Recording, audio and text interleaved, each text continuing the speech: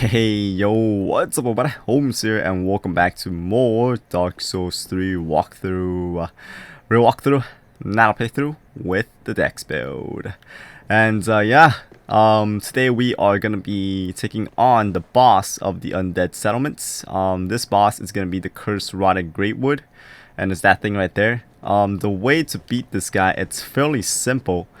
The way to beat him is you just gotta pop them egg sacs on his body. So there is a couple of them that are located through his throughout his body.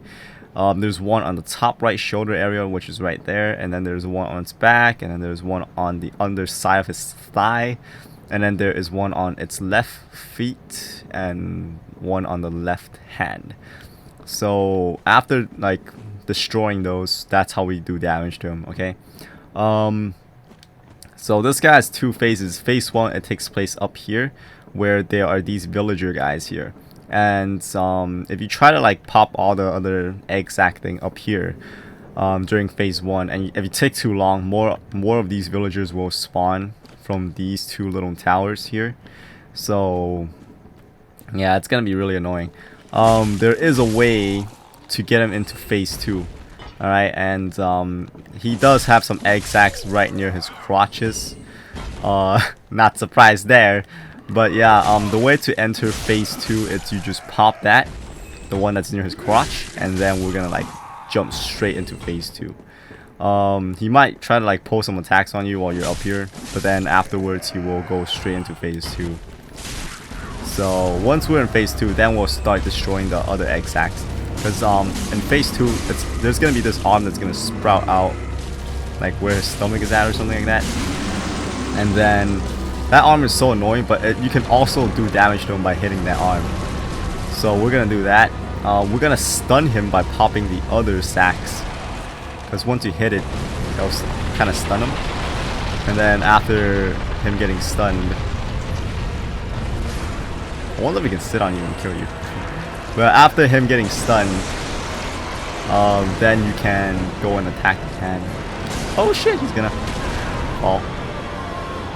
Okay. There is kind of like an earthquake that happens after he falls. So you have to be careful. And right here, when he does the acid sitting attack, there's gonna be acid that comes out of the ground.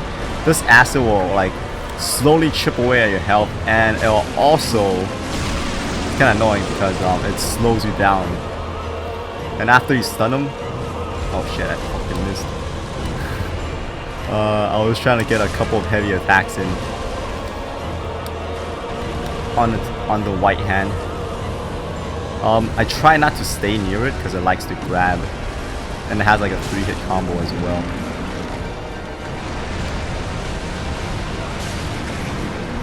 Just trying to pop the one on his thigh. Okay, it's popped. Okay, I managed to get one hit in on its hand, the white hand thing. Oh no, I hate it when he does that sitting attack because of the acid. Oh shit, oh shit. There's the grab right there. Yeah, it loves grabbing. I think it's dead. So pretty much, you know, don't pop any of the other egg sacs when you're in phase 1. Save them all for phase 2. So after you stun them, you can go in for a couple hits on the white arm that spawns. Because if you try to pop the other egg sacs while you're up there, after you destroy them all, well, I don't know if you can reach the one on the shoulder because that one's kind of hard to get. Because basically you want to make them fall for that one, and the only way, there's 3 ways you can make them fall. He has obviously the attack where he like, you know, lays on his back, and if you happen to be on the right shoulder area, you can hit the egg sacs there. Or he has another thing where he'll stand up and he'll kind of like try to walk to you, and halfway through getting to you, he will fall on his face, and that will only happen if you're far away from him. But sometimes the white arm, or if the white arm hasn't spawned, but you know, pretty much that one's kind of difficult, the one to get him to stand up, because Because he also has another attack if you're too far away. If the white arm hasn't spawned, he'll sometimes crawl towards you, which that will also make him fall on his face, but it has a higher chance of you getting whacked if you try that tactic. So, yeah. And if the white arm has spawned, when you're trying to get him to run to, walk towards you on phase 2 here, and if there's the white arm, it'll grab the stuff on top of its head and it'll throw them at you. So it's kind of annoying. So yeah, but if you can, you'll get lucky or something like that, and he'll try to walk to you most of the time, and you can pop the egg sac that's near his shoulder.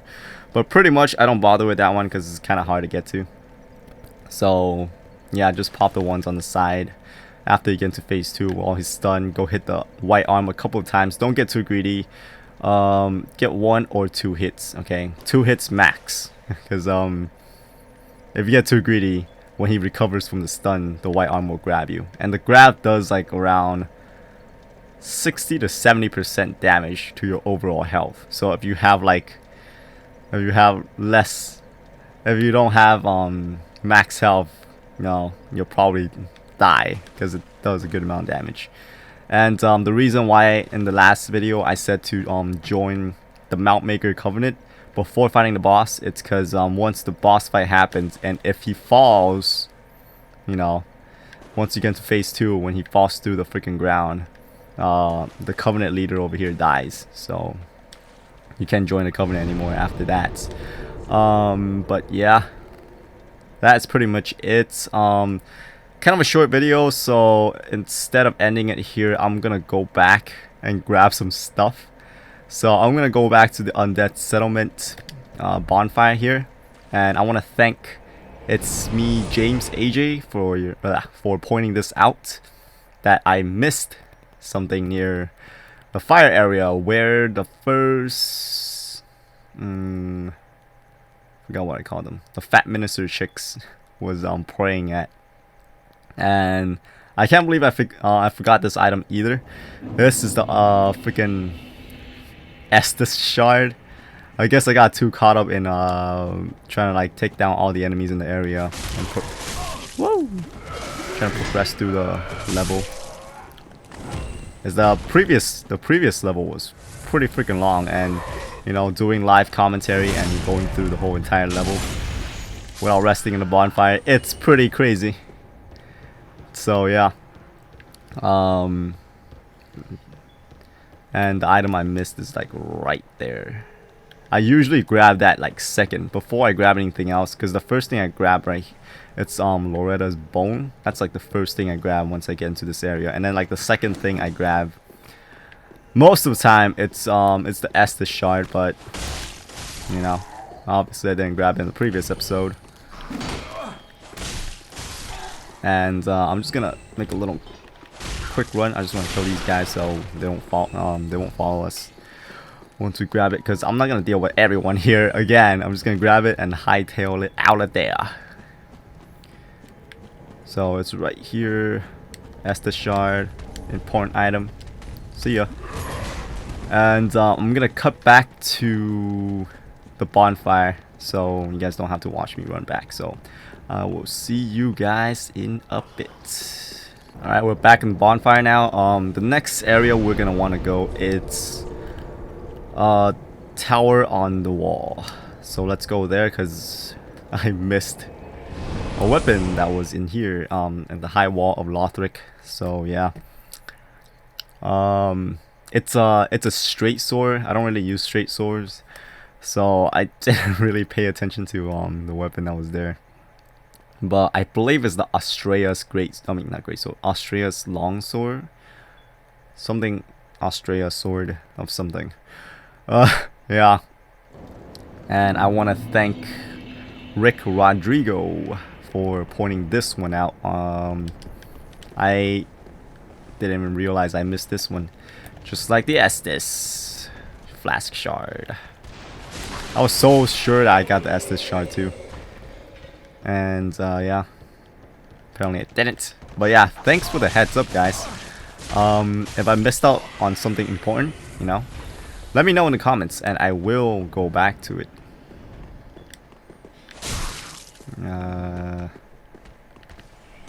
Okay, this guy decided to climb a ladder. Alright. So pretty much you just want to head down here for the straight sword. Come down here. And then you drop down here. Pretty much you want to go to... Ouch! You want to go to the room where you got the first Estus Shard. We got a Spear Knight. Goodbye. Damn, that was like way easier than when we first met him. Okay. I just want to kill this guy because I don't want him to follow me. Goodbye. Alright, so yeah, this is the way you want to go. So you, after you beat the Red Knight, okay, with the spear, come in here, hang a right, and then follow this path and then hang a left. Guess I had a bad experience with this one because I remember when I first played the game, when I dropped down here, because there's no way you can like get back, you know, and there is a shitload of guys down there, and they're tough when you're first starting out. Those guys are tough.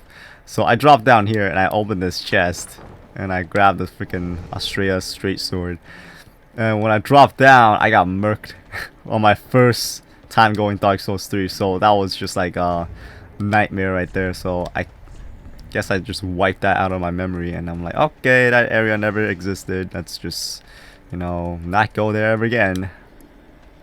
But yeah, this is the sword I missed. So yeah, thank you Rick Rodrigo for you know, pointing this one out. So yeah, and I'm just gonna cut back to the bonfire and head back to Firelink. So I'll see you guys in a bit. Alright, we're back in the bonfire. We're just gonna travel back to Firelink now and wrap up some stuff in Firelink, and I'm gonna call it a run for that. It's not as long as usual, but yeah, I don't know. I didn't expect Dark Souls 3 to have like huge areas that will take forever to finish, but most of the areas are pretty long. Yeah, I think the shortest are gonna be like around 20 minutes, but still pretty freaking long. And I want to finish up some stuff here. I want to reinforce my weapon before I forget, and I also want to reinforce my Estus as well. So this we got the Uchigatana to +2 now, and I want to reinforce Estus, so we're gonna get 6 Estus. And thank you, Andre. And I want to upgrade my Estus by burning some undead bone shards. Well, when I say some, just one. This is right here. And now we got +1 Estus. Okay, so it's gonna improve our heal for Estus a little bit now. That's good. That is good. And next up, I want to turn in the Umbral Ash to the Handmaiden here. Here you go. Passing fine ash thou hast given. Let this ash bestow nourishment. I only hope these new wares content thee. Okay, so we got some new stuff here. Let me know if you guys want me to explore the tower in the next episode, or you just want me to move on to the next area. Because if you want me to explore the tower, I will buy this key in the next episode. If you just want to see the next area we have to go to, then I'm just gonna use these souls to level up. But for now, I will buy the grave key though, because we're gonna need that. Let's see if we need anything else. I don't think we need anything else. I think that's pretty much it. Yeah, she has, I don't know if the scimitar was here before, but she's got a couple of new items. I think the staff was not here before. Yeah, I don't really pay attention to what she has or not, because I only get like the key items. You know, dry finger. I don't really even use this But it's pretty much you use this for if you want people to invade you, which there are a lot of trolls up and online where they get like a crap load of phantoms and they gank your ass by spamming that thing when you invade. Anyways. Be sure to... Alright, you. One more NPC here that we want to talk to. It's the Pyromancer. Oh wait, nope, no, wait, nope. We have to give the bone to this guy. Oh, hello, you're back. And in one piece. Well, now it's time I do my part, huh? Heavens, she was already dead. Thank you. I'm not surprised, though. Almost a relief, really. You can keep the ring as, well, a little trinket of thanks, I suppose. Okay, and later on he is gonna have more stuff after we get him to scavenge some things. You can keep the ring as... Okay. Goodbye. Alright. And then we're gonna go talk to the Pyromancer guy, which he is over here. Ah, there you are, unkindled one. I wish to express my gratitude for trusting the lowly Pyromancer and allowing me to gaze upon this majestic flame. As promised, I will impart pyromancies to you. But first, you'll need a flame of your own. Careful you don't burn yourself with it. So here are his current pyromancies. Alright, so we got Fireball, Fire Surge, Great Combustion, Flash Sweat. I remember this in Dark Souls 2. I had to use this in order to get like some, I don't know, a pyromancy or some sort of spell. But that was pretty crazy. And then you can reinforce the flame with the Titanite shards. And purchase item, which he'll just sell you the Pyromancer set right here. Okay. To learn pyromancies, you must vow to become my pupil. I know, but such is the way of the world. Respect your elders and so on.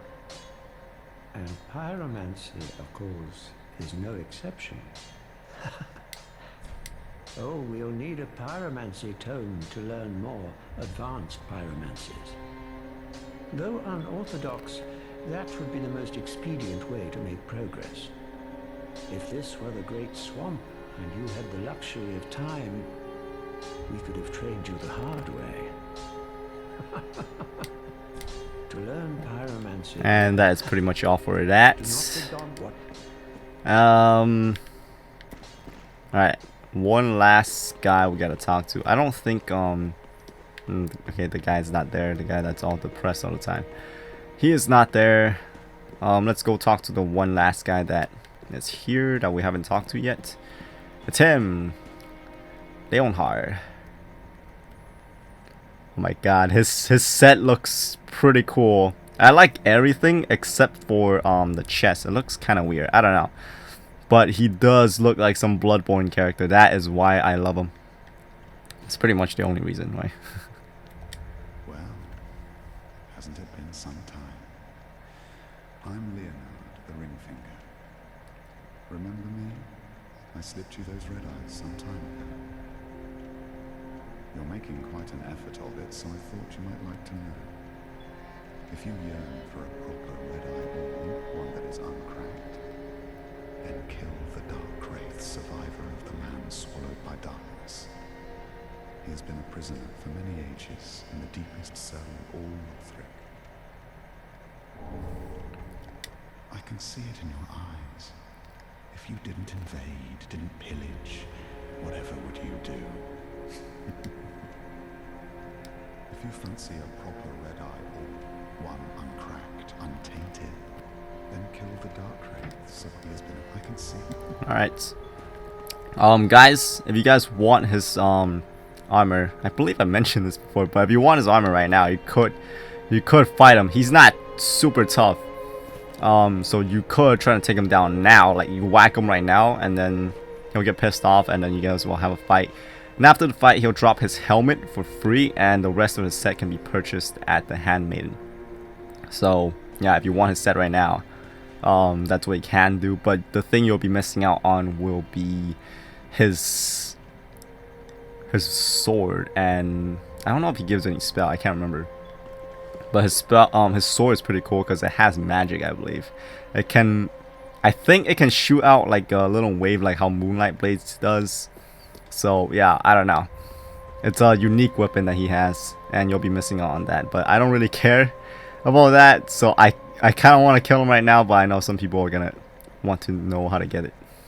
So I'm gonna, you know, spare his life for now, and then later on when we meet him again, I'll probably whoop his ass for it or something. I don't know. But yeah, that's pretty much gonna wrap it up for this episode. So yeah, and in the next episode we will probably at the end of next episode or by the end of the next boss fight, depending on what I do. But yeah, here's the grave key that we bought from the Handmaiden, and here is the lift chamber key for a better red eye orb, and these are like side stuffs. So yeah, depending on what happens in the next video, I may or may not do the side stuff yet. Okay, but yeah, that's pretty much gonna wrap it up for this episode. So thank you all for watching, and I hope this video has been entertaining and helpful and enjoyable. And if y'all found all three of those qualities to be in this video, then hey, stay tuned for the next one. But until next time, I will see you all later. Holmes out.